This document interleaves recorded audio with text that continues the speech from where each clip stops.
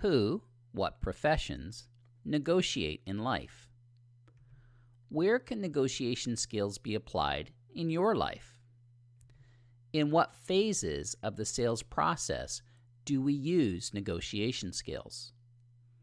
What's the value to you of being a stronger negotiator?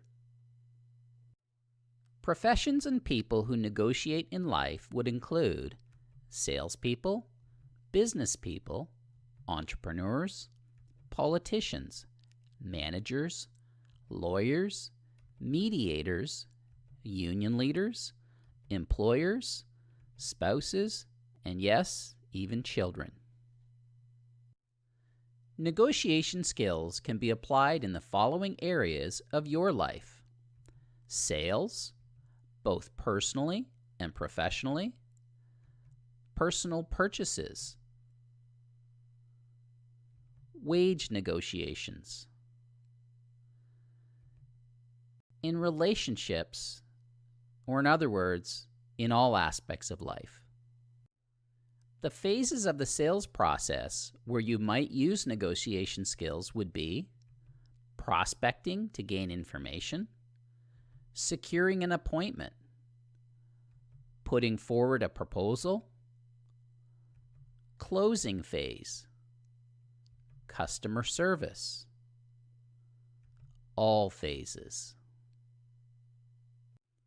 The value of being a stronger negotiator to you is increased personal income, not being taken advantage of, personal confidence and satisfaction, peace of mind in knowing that you are getting a fair shake and doing a solid job.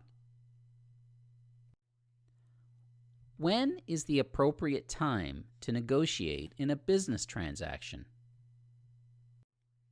The appropriate time to negotiate in a business transaction is once you have established that there is a recognized need and justification for change, after you have completed the steps of the sales process and fully proven value, when you are convinced that you want to work with the customer, you have qualified them, if the customer has indicated to you that they have a desire to work with you, once you have all the concerns or obstacles out in the open, that you are certain that you clearly understand them all and know what stands between you and a working relationship, when you have received some commitment from the customer based on being able to work through the challenges. When it comes to negotiation, timing is everything.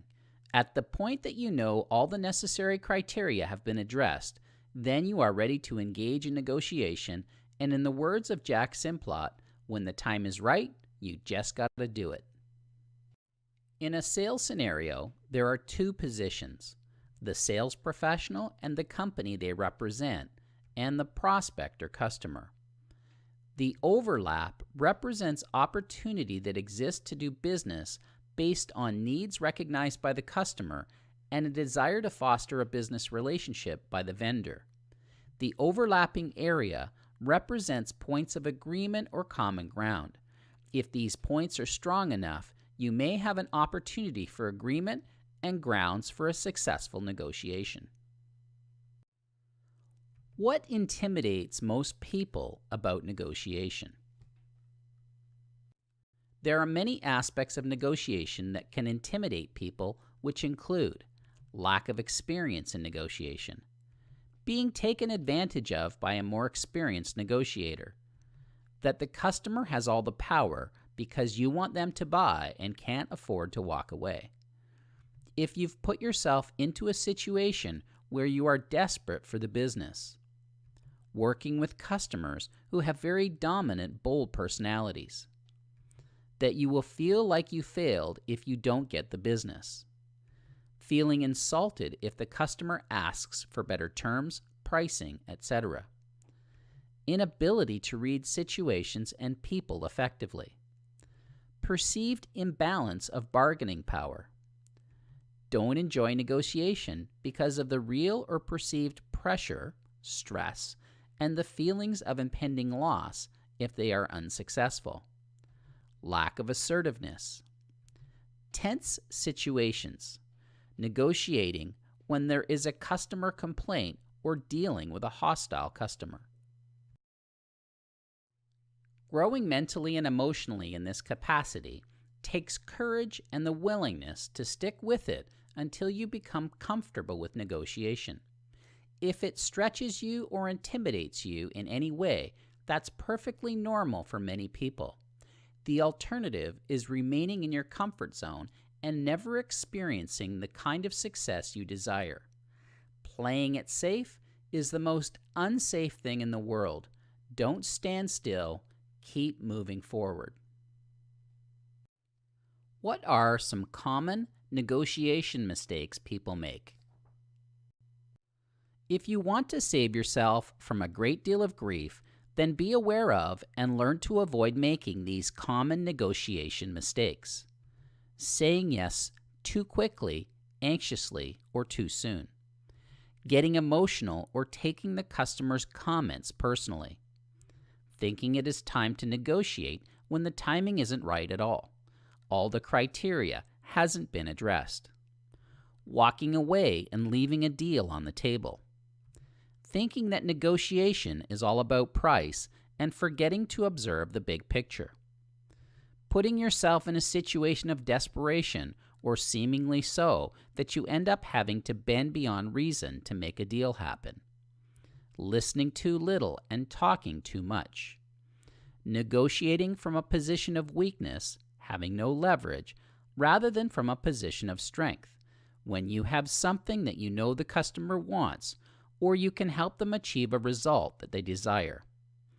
Not properly observing customer body language, facial gestures, and movements. Poor preparation and understanding of the other party. Undervaluing the benefit that you or your company brings to the table. Thinking that what you want is what others want. Attempting to enter into negotiations when the prospect isn't in the right frame of mind. They are overly uptight, unsure, or anxious.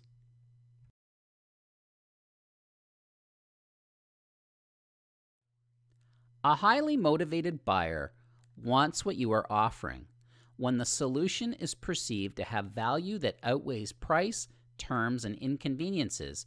This creates leverage in your favor. Leverage in negotiation provides a position of strength. Learning Spotlight number 1. It's time to review what we've covered so far. Each question in the quiz has a 90-second time limit, and the quiz has a 15-minute time limit. You cannot pause the quiz once you begin. The quiz includes many types of questions, including true or false, drag and drop, multiple answers, etc.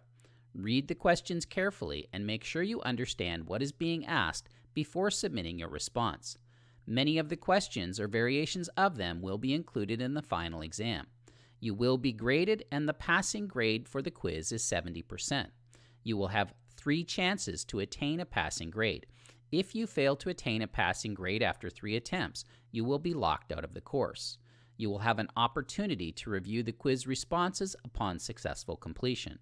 If you wish to review the previous slides and sections, do so before advancing. Upon completion of the quiz, please click on the green Next button with the white arrow in order to advance to the next step in the learning path. This concludes step number 2 of the learning path. Please click on the green Next button with the white arrow in order to advance when you are ready to proceed.